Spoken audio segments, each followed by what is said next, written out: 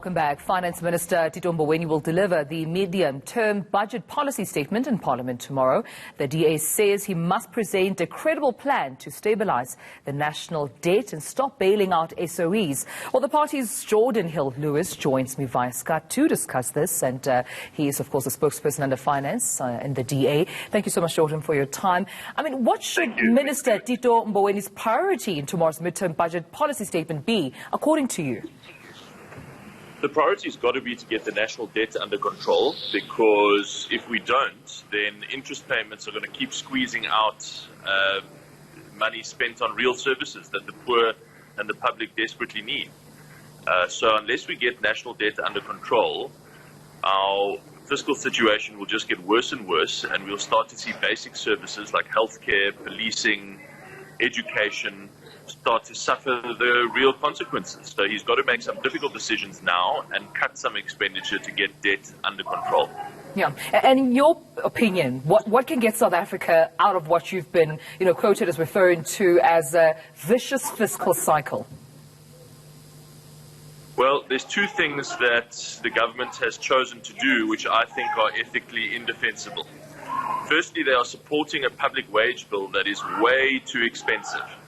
Now, of course, we need to protect the money that we spend on nurses and doctors and teachers and police officers and those kind of services. But the money that is spent on head office staff is exorbitant. There are far too many of those staff, and they are far too highly paid. There's evidence, in fact, that they are paid up to 40% more than similar jobs in the private sector. The second thing that they've done is they've chosen to support Eskom and SAA and other failing state-owned enterprises over basic services and infrastructure, which the public desperately needs and which the economy needs to get growing. So we're saying those choices are ethically indefensible and they have to stop.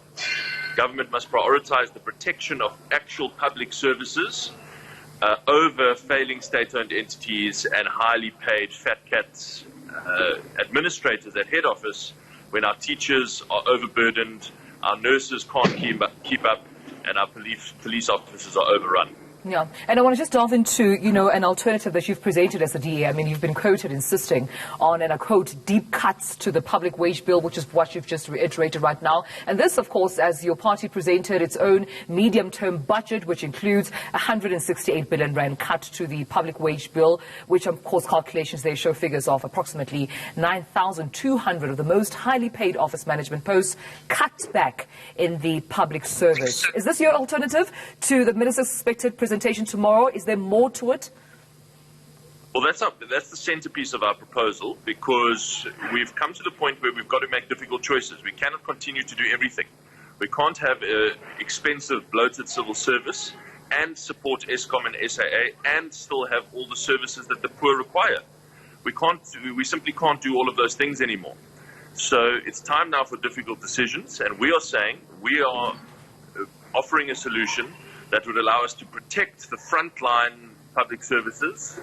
This wouldn't affect teachers, doctors, nurses at all, but it would affect those overpaid administrators at head office in Pretoria, where there's a lot of evidence that cuts can be made in any case. Yeah. I want to also talk about, the fact that tax collections are under threat, and we can expect, the minister there to talk about SARS, but also the unemployment rate reaching there 29%, 6.7 million people in South Africa affected by these statistics. You also, as a party, are passionate about the elevation of unemployment, I understand. Do you think, the investment intentions and confidence which we've seen the president also placing much attention to is enough for the minister to acknowledge that? Should there be more to hear from the minister? Oh, absolutely. Look, let me be clear.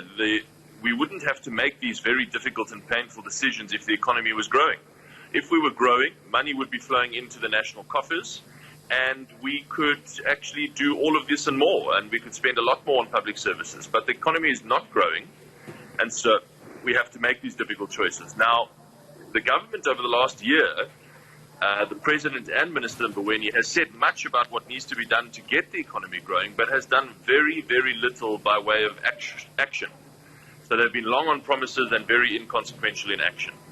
And that's also got to change. We've got to stop hearing plans about growth and seeing actual commitment to real reform to get growth happening in the economy. All right then, Jordan Hill-Lewis from the DA, thank you so much for your time.